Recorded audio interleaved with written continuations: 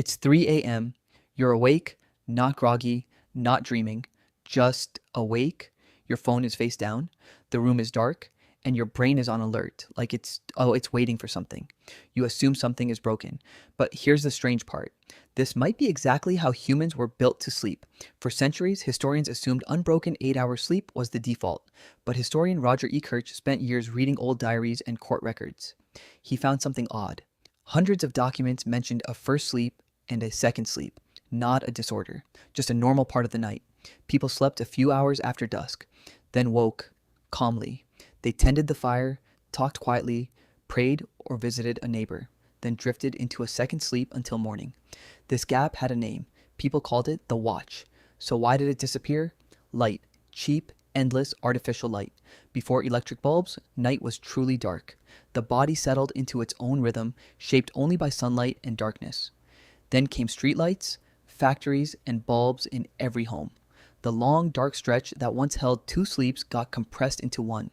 Second sleep quietly vanished within a couple of generations. This wasn't just history, it was tested in a lab. In the 1990s, psychiatrist Thomas Ware placed people in near total darkness for 14 hours a night for weeks. At first, they slept in one block, catching up on exhaustion, but after a few weeks, sleep split. A few hours down, an hour or two calmly awake, then a second sleep. The same pattern Ekirch found in old diaries. So maybe your 3 a.m. wake up is your ancestors trying to surface. Comforting thought, but it's not that simple. Sleep researcher Jerome Siegel tested this on people who still live without electricity. In 2015, his team studied the Hadza, the San, and the Tsimane, hunter-gatherer groups with no clocks, no screens. If segmented sleep were the true ancient default, you'd expect it here. It wasn't. These groups slept in one continuous block.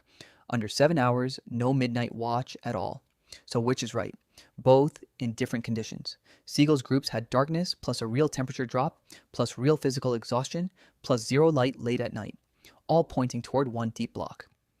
Beer's lab subjects had darkness alone, without the cold or the exhaustion, so segmented sleep surfaced instead.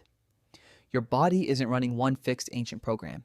It's running a flexible system, shaped by light, temperature, and exhaustion together. Which brings us back to your 3 a.m. You're not cold and worn out like a hunter-gatherer, but you're not in Ekirch's dark bedroom either. You're somewhere worse. A phone screen an hour before bed. A body that barely moved today. A room that never really cools down. Harvard researcher Charles Chisler has studied exactly this. How screen light suppresses melatonin and confuses your internal clock. Your brain expects darkness to mean night and stillness to mean rest.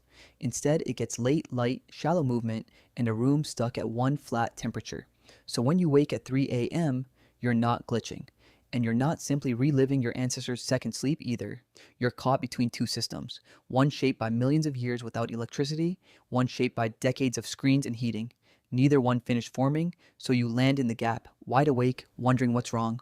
Nothing is wrong. Your body is just asking, quietly, for the one thing it hasn't had all day. Real darkness, real cold, real tiredness. It's 3 a.m. You're awake, not broken, not failing at sleep, just a very old system doing its best in a world it was never built for.